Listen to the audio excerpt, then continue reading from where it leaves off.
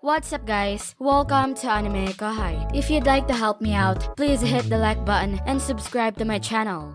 What? You have been planning this from the start. So, what do you think? Arrogant. But you still can't even scratch me, so I am the one who will win. Infuriated, Torin sped up and charged at Frey. However, Frey had anticipated this move as well. Torin's aerial attacks were so fast that even a Demon Lord Seed class might struggle to track them, but Frey was different. By carefully studying his fighting style, she could predict his attack patterns and even calculate the likely impact points based on his initial speed. Assuming things in battles like these could be risky, especially with powerful beings that defy the laws of physics. But in Torin's case, Frey had already confirmed that he was bound by the rules of the cardinal world. That's why she calmly explained. Assumptions can be dangerous. I'm quite cautious, so I take my time to be sure. By the time Frey finished speaking, Torin had reached the spot she predicted. And what he felt was the sharp pain of claws piercing through the exoskeleton on his chest. His shiny metallic armor wasn't as tough as an alienium fist. If that's the case, adamantite would be strong enough to break through it, and that's exactly what happened. What? Torin was stunned, but it was too late. No matter how hard he tried to resist, none of his powers activated. The moment Frey's claws struck, the bottle's outcome was sealed. Inside Torin's chest, which had been pierced, was the magic nucleus vital to the insectar. Frey's claws were gripping it. Well then, goodbye. With a swift move, Frey shattered Torin's magic nucleus, ending his life. Lucia and Claire praised Frey for her efforts.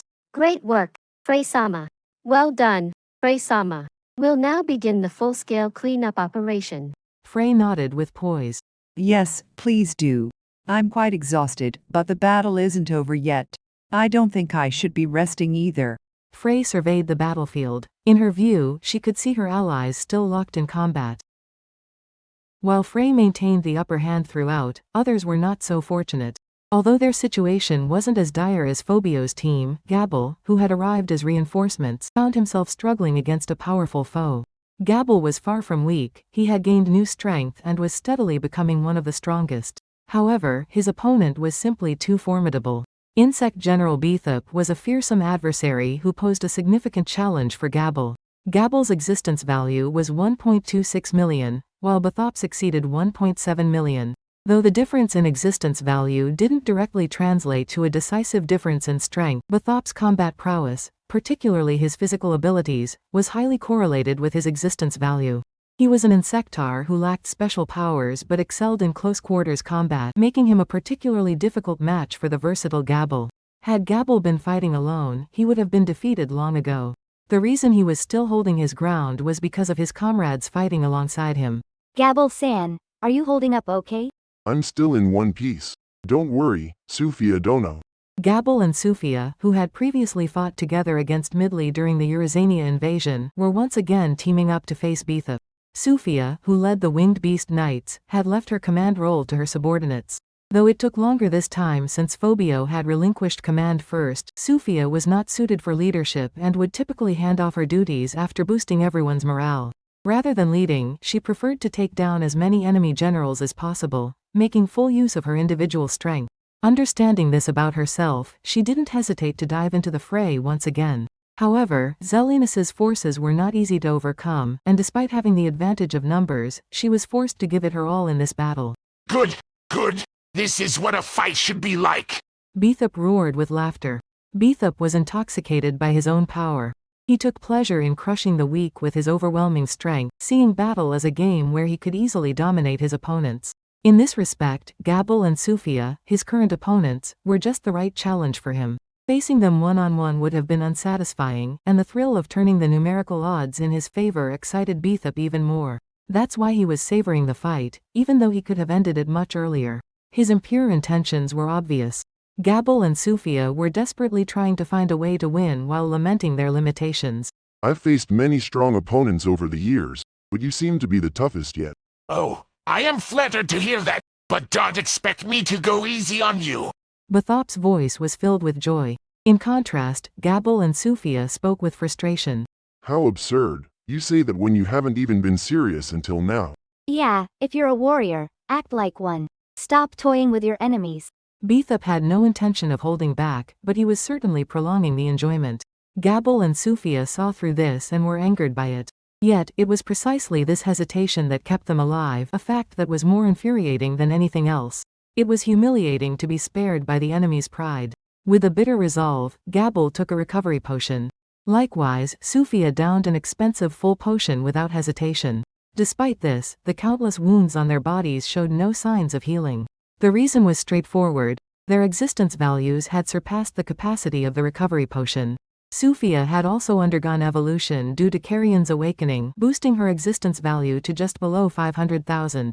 Although she wasn't as strong as Gabil, she was far more powerful than Greater Majin or Holy Knight class humans.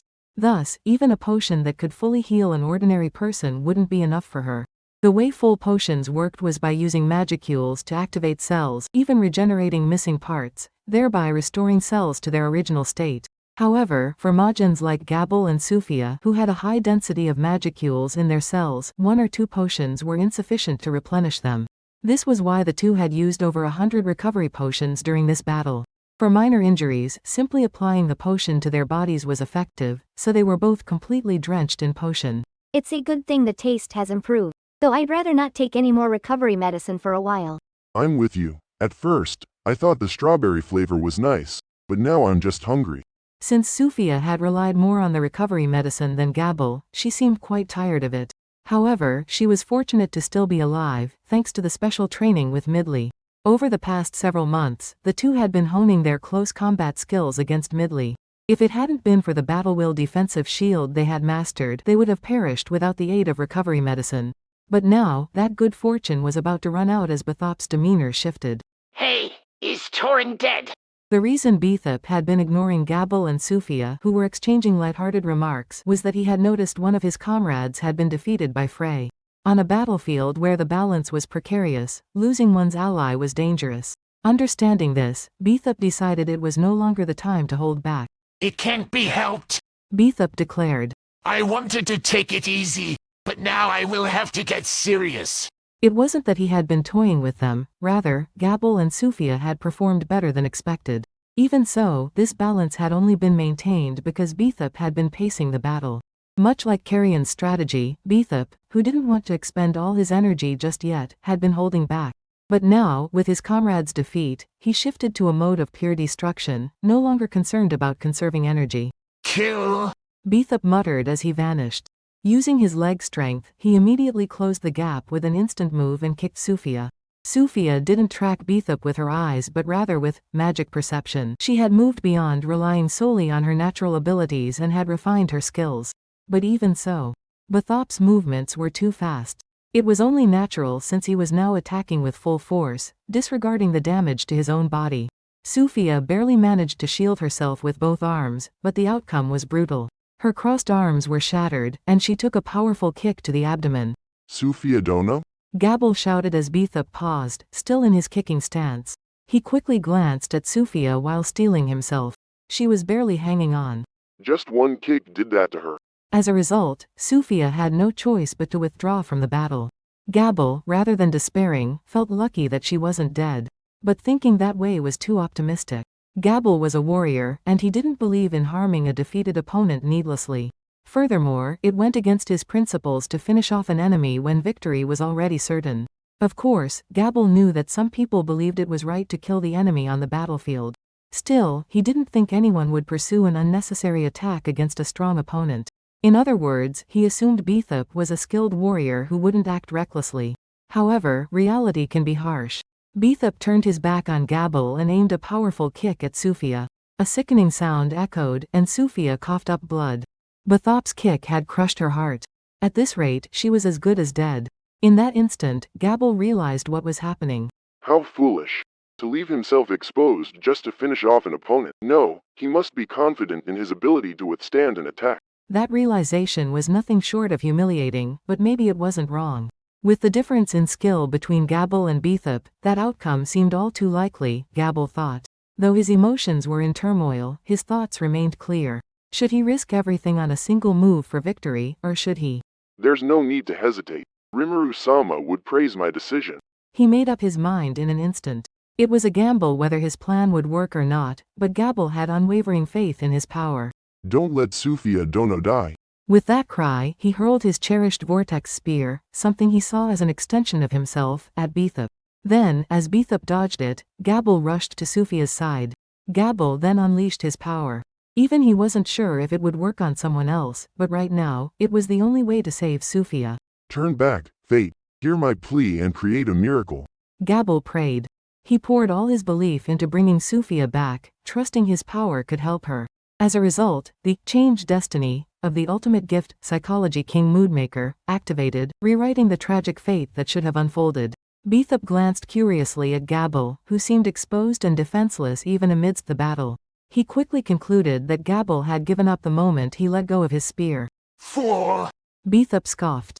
Together with your comrade, I will finish you both off cleanly. Beathop spared no mercy, even for those who had surrendered. He believed that mercy led to complacency. But because lower-ranked insectors lacked emotions, Beathop stood out by understanding the concept of compassion, though it offered no comfort to his foes. And so, a strong wind swept across the battlefield. Beathop unleashed his power once more and delivered a spinning kick aimed at Gabil. The alienium covering his leg blade gleamed dully, and it seemed that Gabil's fate was sealed. But that outcome would never come to pass. Fate had been altered, and Sufia was fully healed. Look out, Gabil-san. The moment Sufia was revived, she instinctively dodged to avoid the impending danger. Gabil, acting on reflex, rolled away just in time as well. Beathop's powerful kick shattered the ground where they had been standing, but both Gabil and Sufia managed to evade the danger. That was close.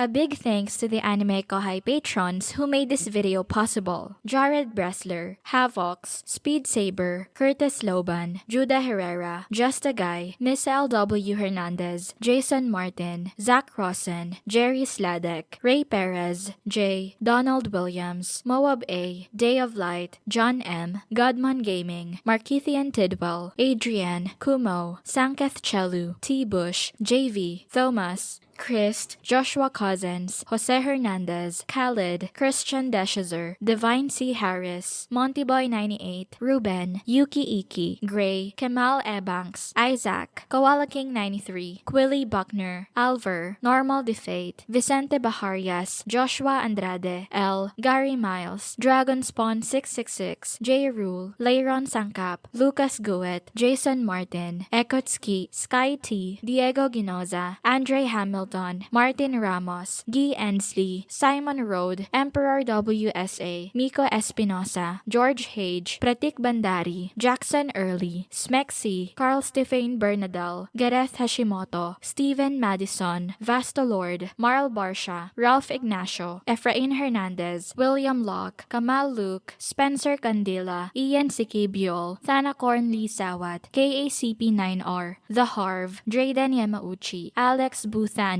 Nathaniel Johnson, Michael Brinkley, Elijah Pierre, Michael Stern. Thank you so much for helping out. I'll see you guys in the next video.